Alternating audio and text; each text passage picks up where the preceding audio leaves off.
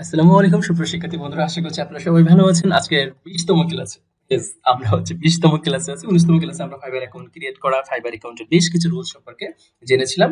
আশা করছি আপনারা সেগুলো সব সুন্দর করে নোট করে রেখেছেন এবং আপনাদের ফাইবার অ্যাকাউন্ট আপনারা ক্রিয়েট করেছেন। যদি ক্রিয়েট করে থাকেন তাহলে এখান থেকে আমি আমার প্রোফাইলে চলে আসলাম। প্রোফাইলে আসার পরে এই উইন্ডোটা আমরা দেখতে পাচ্ছি। এখান থেকে সবার আগে আপনাদের কাজ হচ্ছে একটা চমৎকার আপনার একদম ফন্টে প্রফেশনাল মানের একটা ছবি আপলোড করা।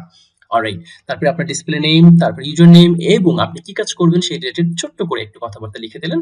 এরপরে কিন্তু ডেসক্রিপশন অ্যাড করতে হবে আমাদের। তো আমি ছোট্ট করে এর ডেসক্রিপশন অ্যাড করেছি। জাস্ট আপনাদের একটু পড়ে শোনাই। Hi, it is a pleasure to have you visit my gig. My role as your email marketing manager, I will handle all of your email marketing needs with this gig. তারপরে আমি হচ্ছে কি কি service দেবো সেই বিষয়গুলো আমি এখানে একটু লিখেছি। আচ্ছা, আরো যদি বেশ কিছু কথাবার্তা লিখতে মন চাই তাহলে এখানে লিখে জাস্ট আপডেট বাটনে ক্লিক করলে আমাদের ডেসক্রিপশনটা অ্যাড হয়ে গেল। এরপর আছে ল্যাঙ্গুয়েজেস, মানে আমি কি কি ভাষা সম্পর্কে আমি কি কি ভাষা জানি। সো আমার এখান থেকে দেখেন ইংলিশ, এটা আছে কি কনভারসেশনালটা রয়েছে, এখানে বেসিক রয়েছে, কনভারসেশনাল রয়েছে, ফ্লুয়েন্ট রয়েছে এবং নেটিভ রয়েছে।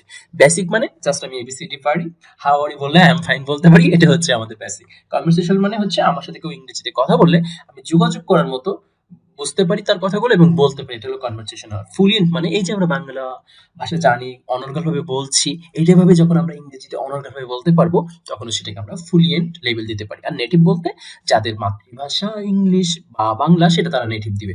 সো আমি এখান থেকে ইংলিশটা কনভারসেশনাল দিয়ে আপডেট করতে পারি। অলরাইট, এরপর হচ্ছে আমরা বাঙ্গালিটা অ্যাড করেছি, বেঙ্গলিতে আমরা দিয়েছি নেটিভ। নেটিভ মানে বুঝতেই পারছেন বাংলা হচ্ছে আমাদের আঞ্চলিক ভাষা বা মাতৃভাষা। অলরাইট, এরপরে যদি আরো স্পেশাল ভাবে কারোর অন্যান্য ভাষা সম্পর্কে আইডিয়া থাকে সেটা অবশ্যই আপনারা অ্যাড করতে পারেন, নো প্রবলেম, করতে পারেন, কোনো সমস্যা নেই। বেসিক অ্যাড, রাইট, অ্যারবিক আমি অ্যাড করে দিলাম। এরপরে আছে স্কিলস, ভেরি ভেরি ইম্পর্টেন্ট। আপনার যখন একটা কি ক্লায়েন্ট সার্চ করবে বা ক্লায়েন্ট যখন ফাইবারে এসে কোনো কিছু সার্চ করবে, আপনার এই স্কিলটা কিন্তু যদি এইখানে সেই স্কিলের সাথে ম্যাচ করে আপনার প্রোফাইল, আপনার দিকটা কিন্তু সেখানে শো করাতে পারে। সেক্ষেত্রে আপনার স্কিলস গুলো অবশ্যই অবশ্যই এখানে সুন্দরভাবে অ্যাড করতে হবে।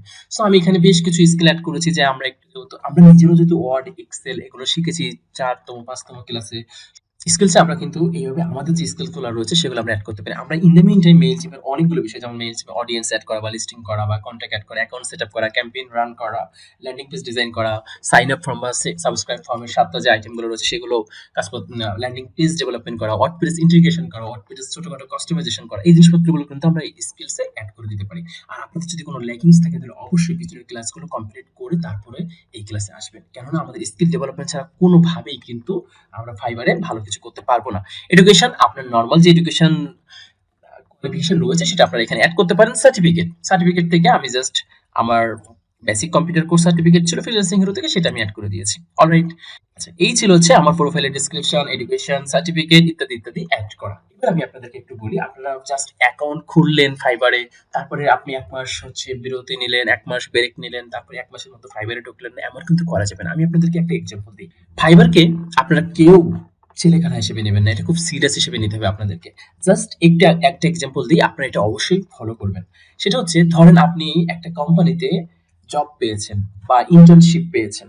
এখন আপনি যদি কোম্পানিতে যদি এক জব পাওয়ার শুরুতে যদি আপনি 1 মাস না যান বা আপনি কোনো রকম যাচ্ছেন আসছেন ঠিক মতন যদি কাজ না করেন, সেই কোম্পানি কিন্তু আপনাকে রাখবে না। ঠিক একই রকম ফাইবার অ্যাকাউন্ট ক্রিয়েট করার পরে আপনাকে কিন্তু এখানে প্রপার ওয়েতে যেগুলা কাজ শিখে আসলে কাজ পাওয়া যায়, যেভাবে অ্যাক্টিভ থাকলে কাজ পাওয়া যায়, যেভাবে ক্লায়েন্টের সাথে কনভারসেশনাল করলে কাজ পাওয়া যায়, সবগুলো স্কিল কিন্তু আপনাকে, এই সবগুলো লেভেল কিন্তু আপনাকে কমপ্লিট করতে হবে।